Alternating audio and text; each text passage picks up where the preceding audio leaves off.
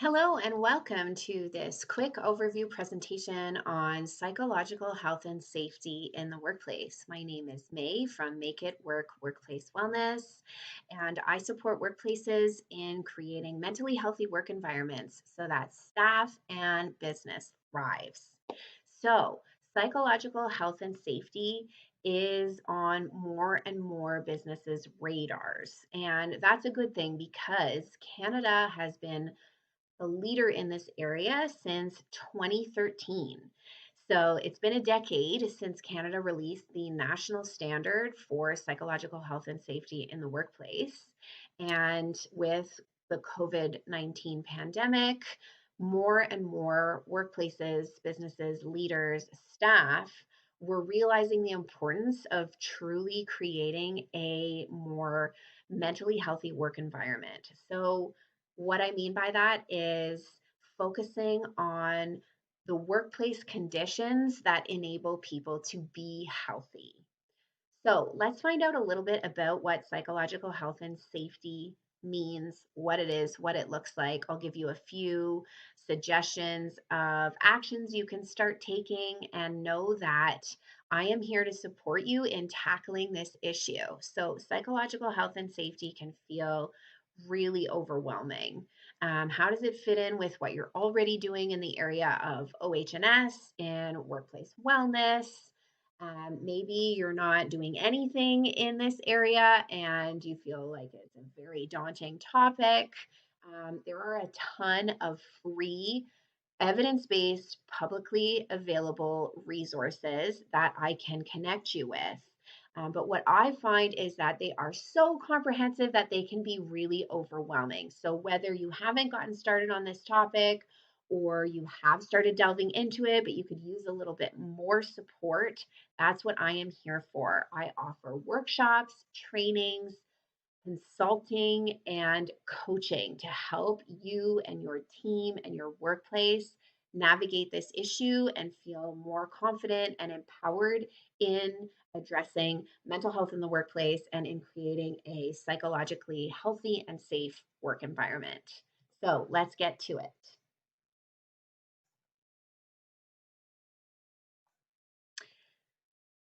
So today we're going to be talking about why this topic is has become so important and relevant.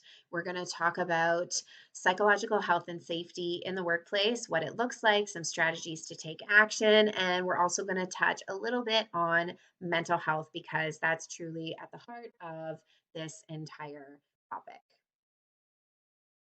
So I always like to start off with a definition about mental health and mental illness. Yes, the title of this talk is psychological health and safety, but it is truly all about mental health. And it has come about because of the prevalence of mental illness in the workplace. So, what are we talking about when we talk about mental health and mental illness? It's important to be clear on this because a lot of people are mistaken about what mental health means. Now, mental health is an umbrella term, the same way as physical health is an umbrella term. And a lot of people mistake mental health with meaning the same thing as mental illness, but it isn't. It is that umbrella term that encompasses everything related to mental health, which can include mental well being and mental illness. So, mental health is a state of well being in which an individual realizes his or her own abilities, where they can cope with the normal stresses of life, they can work productively and fruitfully, and they're able to make a contribution to his or her community. Mental illness, on the other hand, is a recognized medically diagnosable illness where a person is significantly impaired with their cognition, their mood, or with their relational abilities. Mental disorders can result from an array of factors: biological, developmental, psychosocial, but it can be managed using approaches comparable to those applied to physical disease. So I always like to show this graphic when I'm talking about mental health. And what I want you to pay attention to is this vertical line. So this vertical line captures High mental health, which is what we call flourishing, when we are thriving and experiencing really positive mental well being. And at the bottom of that vertical line is where we have low mental health and we're languishing. Notice that the words mental illness are not on this vertical line. The words mental illness and the presence of a mental illness is captured by that horizontal line. So, what this shows is that the state of our mental well being, our mental health, is separate from the presence of a mental illness. And it's important to be aware of what mental illnesses are and the signs and symptoms so that we can recognize them in ourselves and in the people around us and make sure we are managing them well and getting early access to treatment. And there are things that workplaces can do in that area, but more generally, everybody, individuals and workplaces, can also be focused on this vertical line where we are supporting everyone to be mentally healthy. Because even individuals with a mental illness can experience mental well being, and mental well being is helpful for everybody. So, yes, we can talk about mental illness and we can think about things we can do in the workplace to really support individuals with mental illness, and we can talk about early intervention. But we can also and should also be really focusing on encouraging a flourishing state of mental health for everybody. So, why are we talking about mental health in the workplace and psychological health and safety? And why is it important to encourage flourishing among everybody? 1 in 5 Canadians experience a mental illness annually, but only half of those 1 in 5 Canadians are getting treatment for it. So that is a huge number of people in the world, in your workplace, that are struggling with their mental health. By the time Canadians reach 40, 1 in 2 have or have had a mental illness. So when you think about the average age of employee in your workplace, this is a really big number. In 2010, mental health problems and illnesses were estimated to cost Canadian employers 6 billion per year in lost productivity. And this was related to presenteeism and absenteeism. So when staff are missing work and when they're at work but not as productive as they would be otherwise. Our mental health affects our concentration, our performance, our creative thinking, our problem solving, our communication, and our overall productive functioning. So, having good mental health at work, making sure we have staff that are mentally healthy is essential because all of these skills are things we use in our jobs. And we all have mental health. 5 in 5 of us have mental health, which means it's relevant for everybody. And gone are the days where we can expect people to leave their mental health at home and come to work as a blank state, prepared to tackle their tasks. We know that we bring our mental health everywhere. It's essential to how we function in our day to day lives. And it can make such a difference in our ability to work and in how we do our work that it has become very obviously essential to support if we are wanting to not only create a healthier work environment, but to improve every aspect of our organization and our business outcomes. A little more information about mental health in the work specifically. Certain work situations like occupational uncertainty and a lack of value and respect in the workplace are associated with an increased risk of common mental disorders. So those are two factors, and we're going to talk about more, but those are two factors that are known to be very closely linked to mental health issues. Almost half of working Canadians agree that their work is the most stressful part of their day. Almost 40% wouldn't tell their current manager if they were struggling with their mental health. 82% of employees with mental health issues say it impacts their work, compared to only 53% of those with physical health issues that say it impacts their work. And these statistics are everywhere. You can find all kinds of different numbers and stats that really contribute to this case of really needing to pay attention to mental health in the workplace. There are tons of studies that show employees are more creative and able to achieve higher levels of job performance when they're in mentally healthy work environments. So, not only are mental health problems costing our businesses, but the presence of mentally healthy staff and investing in mentally healthy work environments has really positive impacts. So, what is the relationship exactly between work and mental health? Well, we know that workplace factors can increase the likelihood of the occurrence of a disorder or make an existing one worse or potentially impede effective treatment. So, yes, a person coming to work with a mental illness or mental health issue, might impact their work, but work is also impacting their mental health. Workplace factors may contribute directly to mental distress, and a supportive work environment can reduce the onset, severity, impact, and duration of a mental health disorder. So, the workplace plays a really big role in influencing a person's mental health. And when work does really negatively influence a person's mental health, it can lead to what's known as mental distress or mental injury. And these are definitions taken from the WCB Alberta. Alberta occupational health and safety legislation requires that employers ensure the health and safety of all workers, which now also includes the psychological health and safety as all workers. So this is becoming more of a legal requirement as well for workplaces. So that is why mental health is important to be talking about when it comes to the workplace. What does psychological health and safety actually look like in the workplace? Let's talk about that.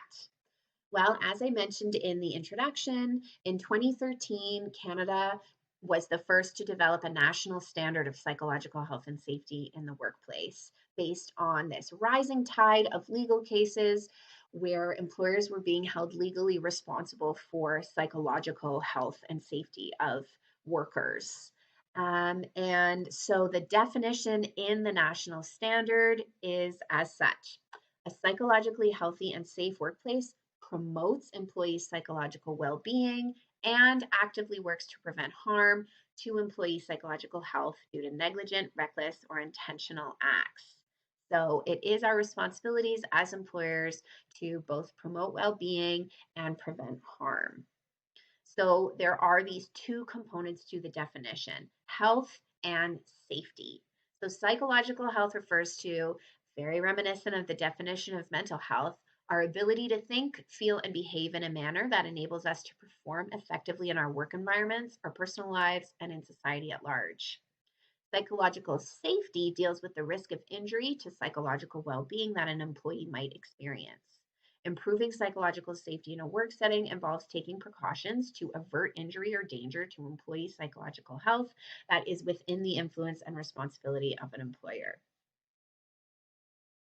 So, the common approach to addressing psychological health and safety in the workplace very much aligns with how we typically approach occupational health and safety, which is where we are focusing on controlling hazards. We have very much a risk perspective when it comes to health and safety, and psychological health and safety is no different. So, when it comes to controlling hazards, there are three types of things we can do.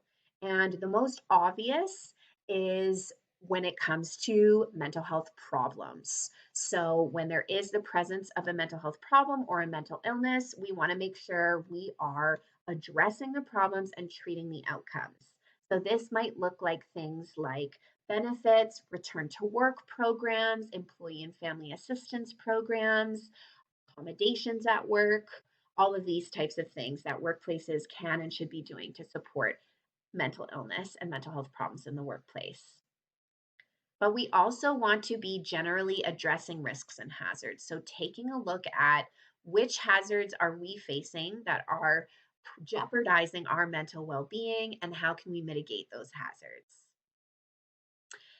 But we also want to be promoting well being, where we're proactively promoting and protecting psychological health. So, we're going to be talking about that towards the end of today as well. So there are many different lists available when it comes to hazards in the workplace related to psychological health and safety. You can use any different list or framework. You can come up with your own. I offer this image as a starting point to really consider what are all the different hazards that you could imagine this employee is experiencing. Tight deadlines, busy work environment, pressure from colleagues, noise, technology. So it's worth considering and taking a few moments to think about which hazards are most relevant to your role, your organization, and your team. This is one list of hazards, or as they're known as risk factors, that comes from the national standard. So there are 13 psychosocial factors here, and they're called risk factors, but you can also think of them as protective factors. So without these in place, they can really put at risk our psychological health and safety. But when we have the presence of these things and we're doing really well and being intentional about bolstering each of these areas, they can really act as protective factors. And there is further information I can provide about what each of these entails. So take a look for that link. Okay, so what can we do? Yes, there is that common risk approach where we want to identify the hazards and control for them, but we know based on what I've shared so far that it's also very important and worth your while to promote well-being. So what are all of the things we can be doing? Um, like I mentioned, this can be a really comprehensive approach. You might need to start small depending on your resources available and the state of readiness in your organization, the appetite for this topic. But let's go through some of the different things that can be done at each level. Before we touch on that, though, I just want to mention that at its core, psychological safety is really all about creating an environment where people feel comfortable speaking their mind without the fear that they will be rejected or punished later. And if we can work at fostering this environment that's really characterized by trust, respect, and care, it will allow us to address problems early, which creates an environment where hazards are less likely to occur. So, the more we act on this topic, the easier it will become because we'll be able to get ahead of problems and address them before they get bigger. Okay, so what can we do? There are three levels, and this comes from Dr. Michelle McQuaid out of her Wellbeing Lab. And she has organized actions in psychological health and safety into these three levels. So, the we level, where we are looking at this topic as an organization, the us level, where we're looking at it as a team, and then the me level where we are addressing it as individuals. So what are some things, what does that look like at each one of these levels? At the organizational level, this is where policies are very important and related to psychological health and safety because you likely have all of those other good policies in place around OH&S. But what are the psychological health and safety policies you may have in place or you may want to put in place that might relate to things like work life balance, um, flexible work, other benefits involved? What are all of the policies that are supporting mental health in the workplace? Other organizational action is going to look like those more comprehensive assessments and audits. So there are some really thorough assessment tools that you can access. One of them is through the Guarding Minds at Work website. It's free, it's evidence based, it's very thorough. You can also just generally audit how your organization is doing based on using the framework of the 13 psychosocial risk factors from the national standard. Where are you at? How are you doing with each of these? Having conversations as an organization. Really important as well is role modeling, walking the talk.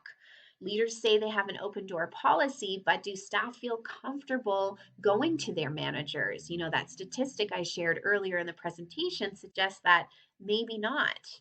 If leaders are saying, go home at 4 o'clock, that's when work's done, you take care of you, you take your vacation time, but they're not doing the same, how are employees going to feel safe, psychologically safe, doing the same? Really, really important as an organization as a whole is shifting that culture, which is so much easier said than done. Easy for me to put it as a bullet on a PowerPoint.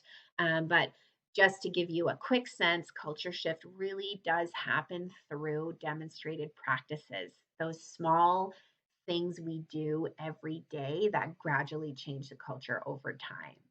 So, part of what we do at Make It Work is support an organization at every one of these levels in developing a strategy and an approach that works for you and makes sense for you when it comes to mental well being, mentally healthy workplace environments, and psychological health and safety in the workplace. What are some things you can do as a team? So, the leader approach is key here. A report that Deloitte wrote in 2019, where they studied 10 large organizations that invested in mental health programs for the workplace, found that leadership skills is one of the key determinants of workplace well-being for all staff. So, the approach your leaders take and the skills that they have. And this could be things like emotional intelligence. We all know how important that is. There are tools like the Safe Leader Assessment, which is free, evidence based. I can link to that. And it has you as a leader assess for yourself what kind of environment you're creating, but you can also ask staff to complete it as well. You can also choose to audit how things are going on your team with regards to the 13 psychosocial risk factors. Team building, really fostering and encouraging team building can really promote psychological health and safety. Taking a strengths based approach.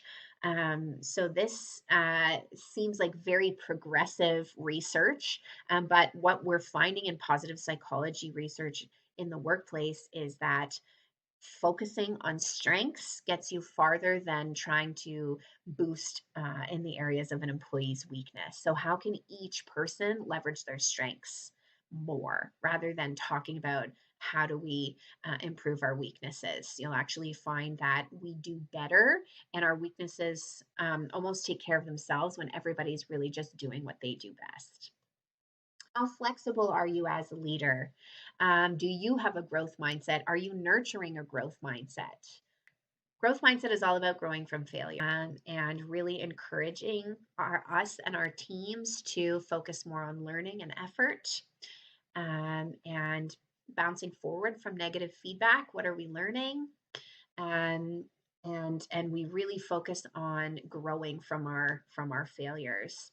Fixed mindset is where there's a lot of fear and failure feels fatal and that negative feedback hurts and we feel like we're not good enough. And you can see how having a fixed mindset in the workplace is going to create a lot more some struggles, some conflict potentially. We really want to be promoting that growth mindset.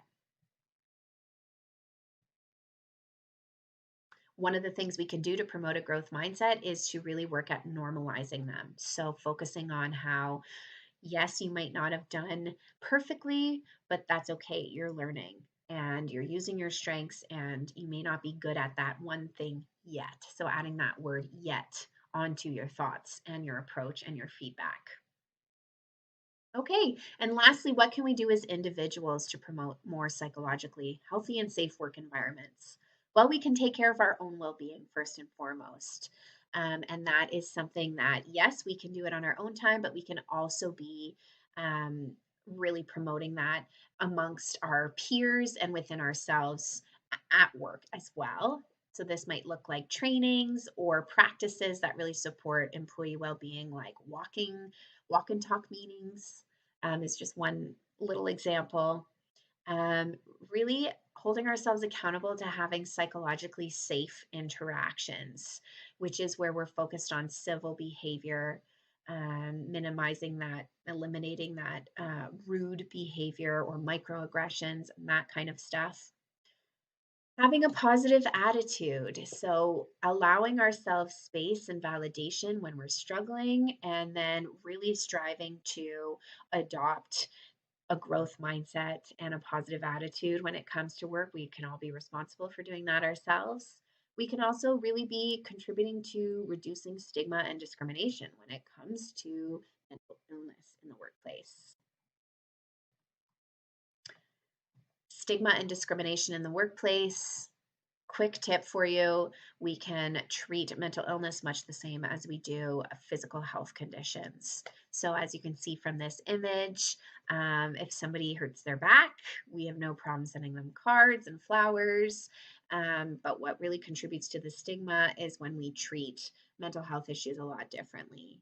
And this can be a little more layered than what the image shows, but just as a general rule of thumb, this is one way we can contribute to reducing that stigma is by being more open and accepting of mental health issues in the workplace. So that gives you a brief overview of psychological health and safety in the workplace, why it's so relevant, what it can look like in the workplace. I have those free resources available for you that I can link for you. And please be sure to check out the Make It Work offerings and know that I can be your guide in navigating any of those tools on that resource list, but also in customizing an approach that works for your organization, developing a strategy, programs, trainings, all of that stuff so that we can create an environment where staff do well at their jobs, enjoy their jobs, and business outcomes thrive as well. Thanks for joining.